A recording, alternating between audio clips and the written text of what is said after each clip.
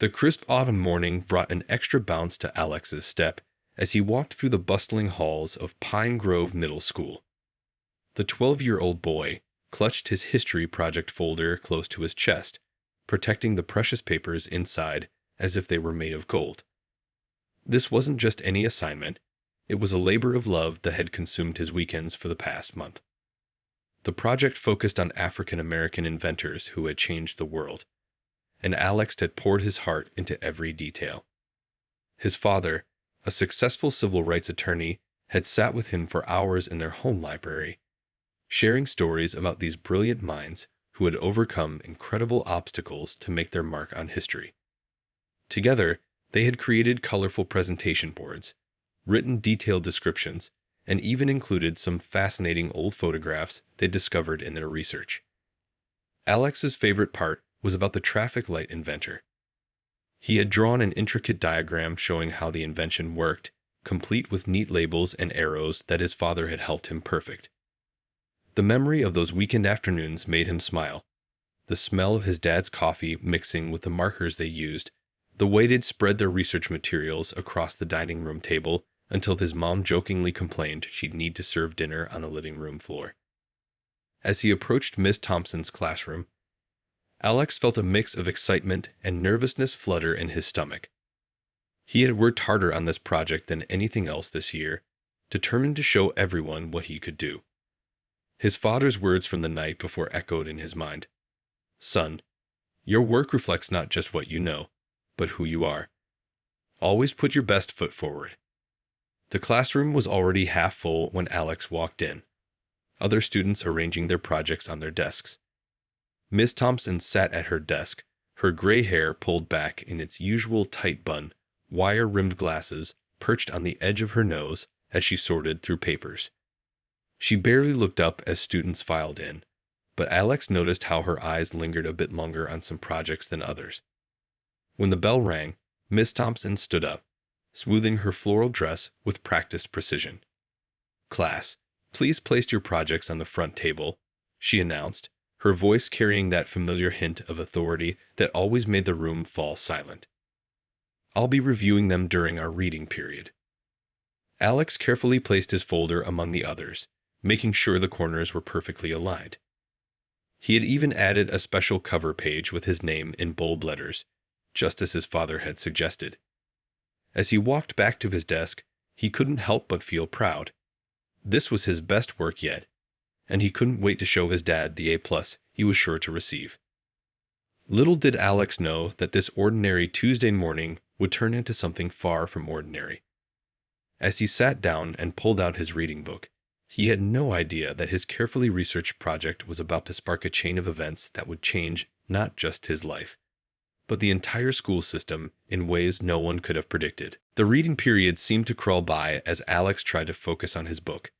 Every few minutes, his eyes would drift to where Miss Thompson sat at her desk, methodically going through the pile of projects. He noticed how her expression changed as she read through each one, sometimes nodding approvingly, other times frowning and making notes in her red pen. When she finally reached his project, Alex held his breath. He watched as she flipped through the pages, her frown deepening with each turn. Then came the moment that made his heart sink. She pulled out her phone and started typing something. Alex had never seen her do that with any other student's work before. The bell rang for lunch break, and Miss Thompson's voice cut through the shuffle of students packing up their things. "Alex, please stay behind." Her tone was sharp, like a ruler snapping against a desk. As his classmates filed out, some giving him curious glances, Alex walked to her desk. His palms were sweaty, and his throat felt dry. Standing before her desk, he could see his project spread out, covered in red marks. "Alex," Miss Thompson began, peering at him over her glasses, "would you care to explain this?" She held up his detailed diagram of the traffic light system. "Yes, ma'am," he replied, trying to keep his voice steady. "That's the diagram I made showing how the first traffic light system worked. My dad helped me research it." "Helped you?" She raised an eyebrow. "This level of work is far beyond what I'd expect from someone your age." These descriptions, these technical terms. She tapped the paper with her red pen. Are you sure you didn't simply copy this from somewhere? Alex felt his face grow hot. No, ma'am. I did it myself. My dad and I spent weeks working on it. Weeks? She let out a short laugh that wasn't really a laugh at all. Well, I find that hard to believe. This kind of work, she paused, looking him up and down. It's just not what I typically see from students like you. The words hit Alex like a punch to the stomach. Students like you. He knew exactly what she meant, and it made him feel small, almost invisible. I'm going to have to give you a C, Miss Thompson announced, writing the grade in big red letters on the front page. And that's being generous. Next time, stick to your own level of work. Alex stood there, staring at the C that seemed to be growing larger by the second. His vision blurred slightly, but he blinked hard, determined not to cry. The project that had made him so proud just minutes ago now felt like a heavy weight in his hands. As he walked out of the classroom, clutching his marked-up project, Alex thought about all those weekend afternoons with his dad, all the excitement they'd shared discovering these inventors' stories. How was he going to explain this? His dad had always taught him that hard work and truth would be rewarded. But right now, in the empty hallway of Pine Grove Middle School, that lesson felt like a fairy tale. What Alex didn't know was that his father, one of the most respected civil rights attorneys in the state, was about to turn this moment of injustice into a powerful lesson about standing up for what's right. The drive home that afternoon felt like the longest of Alex's life. He sat in the back seat of his mom's car, the project folder hidden in his backpack, trying to figure out how to tell his parents what happened. His mom noticed his unusual silence, but didn't push when he said he was just tired. At home, Alex went straight to his room, something he never did. Usually, he'd head to the kitchen for a snack and tell his mom about his day. But today was different. He sat on his bed, staring at the sea on his project, feeling the unfairness of it all weighing heavy on his young shoulders. A gentle knock on his door made him quickly shove the project under his pillow. His dad stood in the doorway, still in his suit from work, his tie loosened just a bit. Hey buddy, your mom says you're not quite yourself today. Want to talk about it? Alex looked at his father, the man who'd spent countless hours helping him with this project, who'd taught him to be proud of his work and to always stand up for what's right. The dam broke. Dad, I gotta see, he said, his voice cracking as he pulled out the project. His father sat down beside him, carefully taking the folder. As he flipped through the pages, his expression changed from concern to confusion to something Alex had never seen before. A quiet, controlled anger that made his jaw tighten. She said, Alex continued, the words tumbling out now, that this work was too good to be mine. That students like me don't produce this kind of work. He watched his father's hands grip the folder a little tighter. Did she say that exactly? Students like you? His father asked, his voice steady, but with an edge Alex recognized from when he talked about his important cases. Yes, sir. And she accused me of copying it, even though I told her you helped me with the research. Alex felt tears threatening again, but held them back. Dad, we worked so hard on this. You saw me do every part of it. His father was quiet for a long moment, studying the red marks scattered across their careful work. Finally, he looked at Alex, his expression softening. Son, I want you to know something. What happened today? That wasn't about your work. That was about someone else's prejudice. And prejudice, well, that's like a heavy bag someone else tries to make you carry. But you don't have to carry it. He put his arm around Alex's shoulders. I'm proud of this project. More importantly, I'm proud of how hard you worked on it.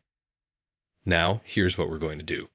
First, we're going to have your favorite dinner. I'm thinking pizza. Alex managed a small smile. And then, tomorrow, we're going to start teaching Miss Thompson a lesson she won't forget. Alex looked up at his father, seeing the determination in his eyes. What kind of lesson? His father smiled, the kind of smile that meant things were about to change. A lesson about justice, son. About standing up for what's right. And about never letting anyone tell you what you can't achieve. That evening, as Alex worked on his homework at the kitchen table, he could hear his father making phone calls in his study. He couldn't make out the words, but the tone was clear. His father, the man who had helped countless people fight for their rights, was preparing for another battle. But this time, it was personal. The next morning, Alex's father began his investigation quietly but thoroughly. He started making calls to parents he knew from school events, asking careful questions about their children's experiences in Miss Thompson's class. With each conversation, a troubling pattern emerged. One parent shared how her daughter's science project had received similar treatment last semester. Another mentioned how his son had been discouraged from joining the advanced math program despite excellent grades. The stories kept coming, each one adding another piece to the puzzle. During lunch break, Alex's father visited the school office, politely requesting to view his son's complete academic file. The secretary, recognizing him from parent-teacher meetings, quickly complied.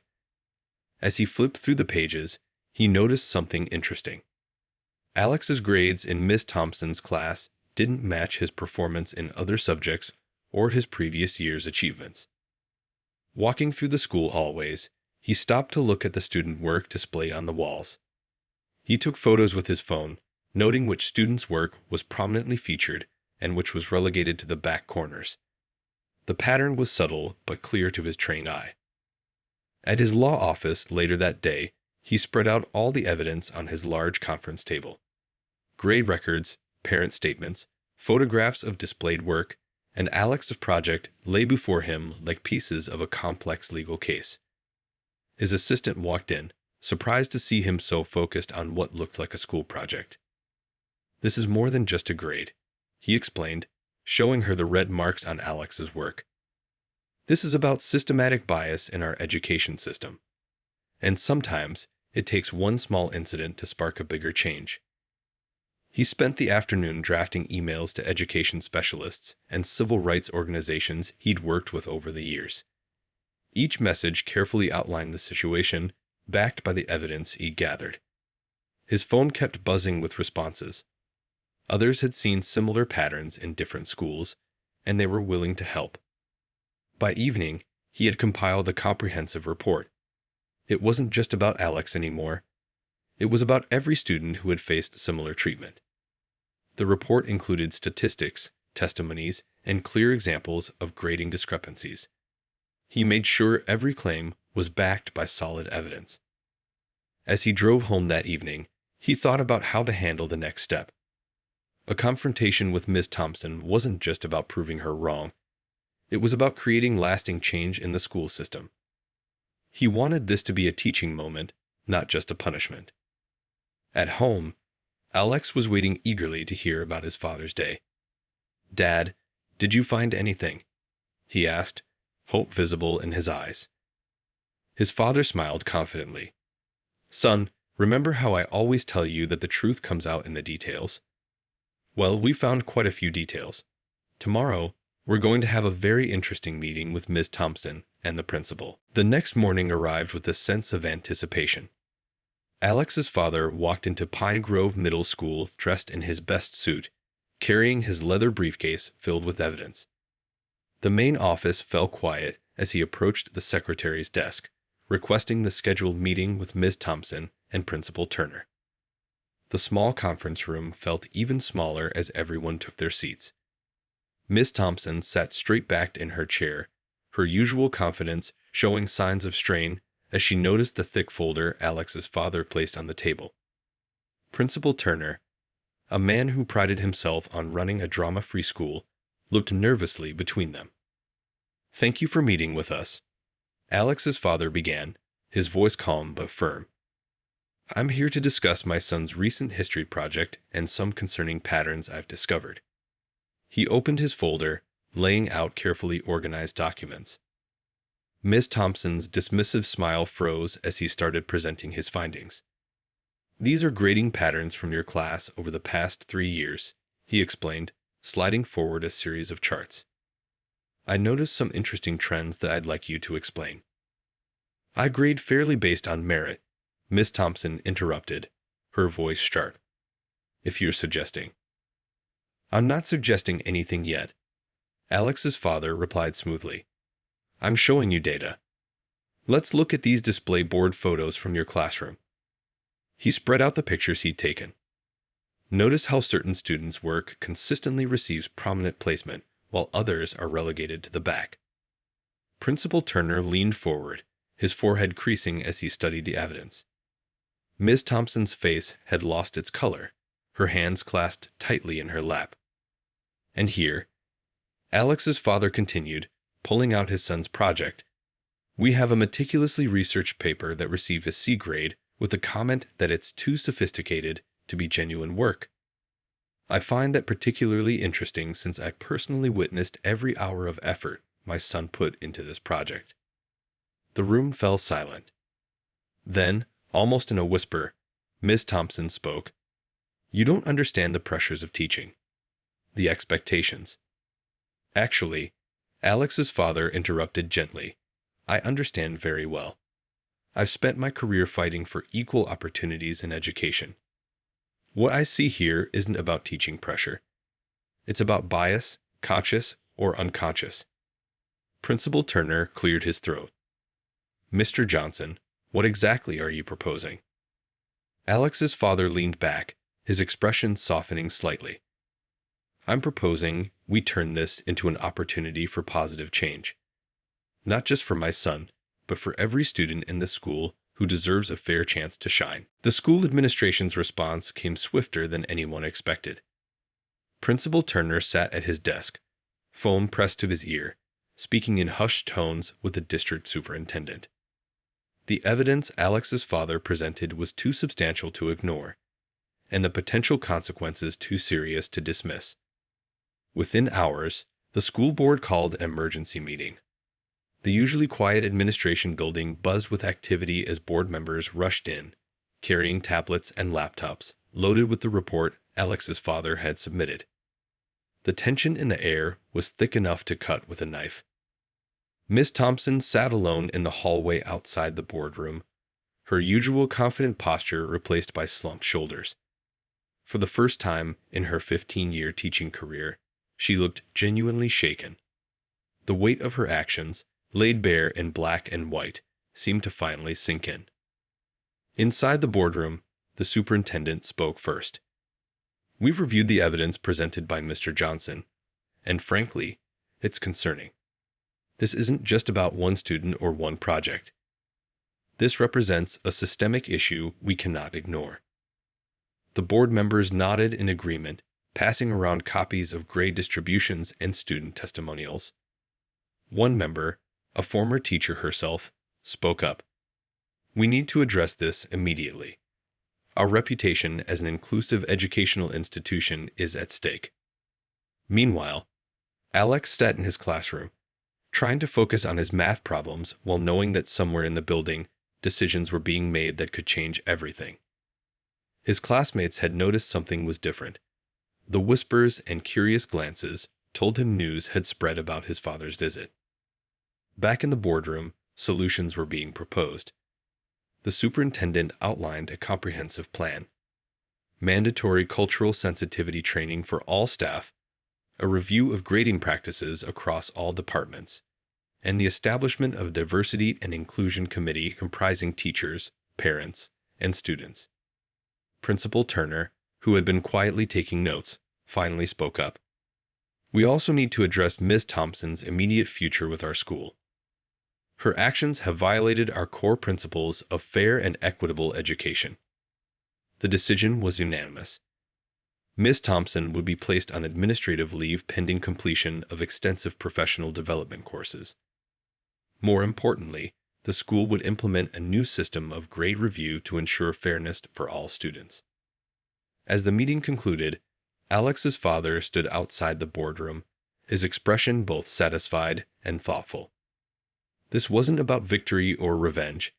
It was about making things right, not just for his son, but for every student who would walk through these halls in the future. The changes at Pine Grove Middle School began immediately.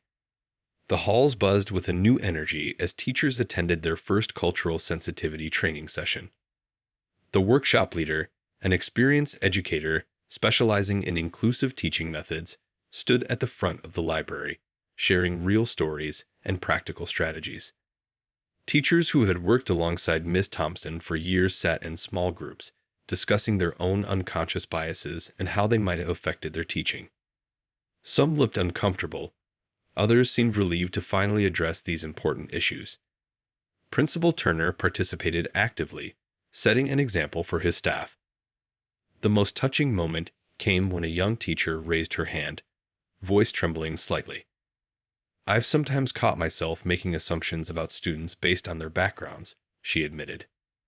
"This training has opened my eyes to how those assumptions might have influenced my grading." In classrooms, new grading rubrics appeared on bulletin boards. Clear, detailed, and fair. Each assignment now came with specific criteria, leaving no room for subjective bias. Students began to notice the difference, feeling more confident about submitting their work.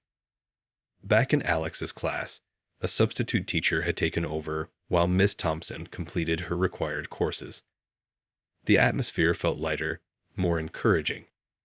Students who had previously stayed quiet began raising their hands more often, sharing their ideas without fear of judgment. The Diversity and Inclusion Committee held its first meeting in the school library. Parents, teachers, and students sat together, discussing ways to make the school more welcoming for everyone. Alex's father attended not as a lawyer, but as a parent committed to positive change. One afternoon, Alex noticed something different in the main hallway. The school had installed a new display case titled "Excellence in Action." Inside, student projects from all backgrounds were showcased, including his history project about African American inventors. Seeing his work displayed properly, with a well-deserved grade, made his heart swell with pride. During lunch breaks, students who had never talked much before started sitting together, sharing stories about their families and cultures. The cafeteria became livelier, filled with conversations in different languages and laughter that knew no barriers. The change wasn't just about rules and training. It was about creating a new school culture where every student felt valued. As Alex walked through the halls, he realized that sometimes it takes one person standing up for what's right to create a wave of positive change. 2 months after the incident, Alex stood nervously at the podium in the school auditorium. The room was packed with students, teachers, and parents gathered for the school's first Celebrating Diversity in Education assembly. His project, which had once earned him an unfair C grade, was now the centerpiece of a larger exhibition. Principal Turner approached the microphone first.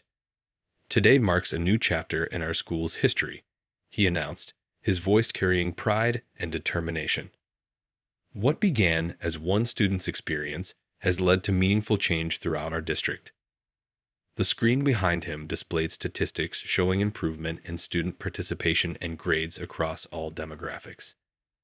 The achievement gap that had existed for years was steadily closing. Teachers reported higher engagement levels in their classrooms, and student attendance had improved significantly.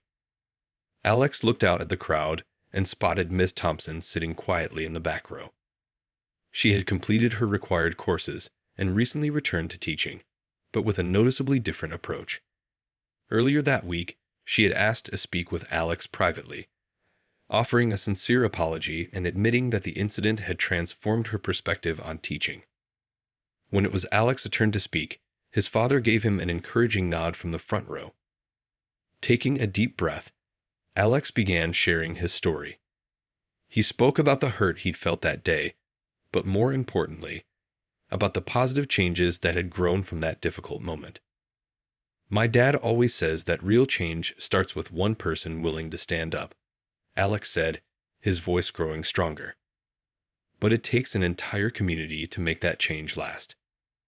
The audience listened intently as he described how his project had evolved into a traveling exhibition, visiting other schools in the district.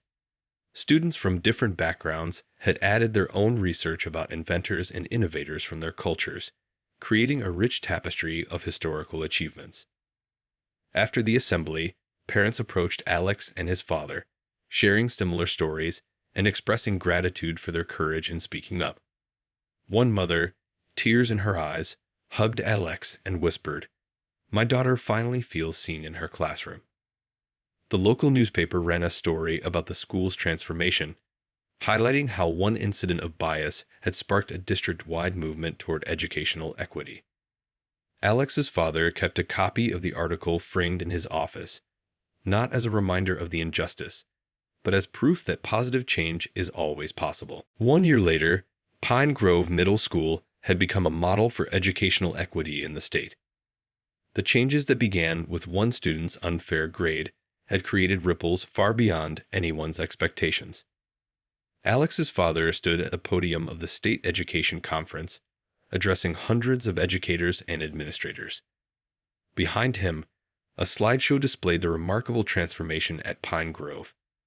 Improved test scores across all student groups, higher college acceptance rates, and most importantly, a school culture where every student felt valued. Change doesn't always come from big policy decisions, he explained, his voice carrying the wisdom of experience. Sometimes it starts with a single moment of injustice that we choose to address rather than ignore. The foundation he established, Equal Education for All, now worked with schools nationwide to implement similar programs. Their first success story, Ms. Thompson, who had completely transformed her teaching approach, now served as one of the foundation's key speakers, sharing her journey from bias to awareness. Alex, now in his final year at Pine Grove, had grown into a confident young leader. He led the Student Diversity Council, helping new students feel welcome and ensuring everyone's voice was heard. His history project about African American inventors had evolved into an annual school tradition, with students researching and celebrating innovators from all cultures. The school hallways, once decorated with a select few students' work, now showcased a vibrant array of projects representing the entire student body. The monthly Innovation Celebration became a community event, drawing parents and local leaders to see student presentations. Principal Turner often reflected on that pivotal moment when Alex's father first walked into his office. "We could have treated it as a simple grading dispute," he shared during a staff meeting. Instead, it became the catalyst for transforming our entire approach to education. Back home, Alex and his father sat in their familiar spots in the home library. The framed newspaper article about their story hung on the wall, beside newer articles about the school's continued success. "Dad," Alex asked, "did you know it would turn out like this?" His father smiled, remembering that difficult day a year ago. "No, son. I just knew that standing up for what's right is always worth it. The rest, that came from an entire community ready for change." As they sat there, another email notification popped up on his father's phone. Another school district requesting their help in implementing similar changes.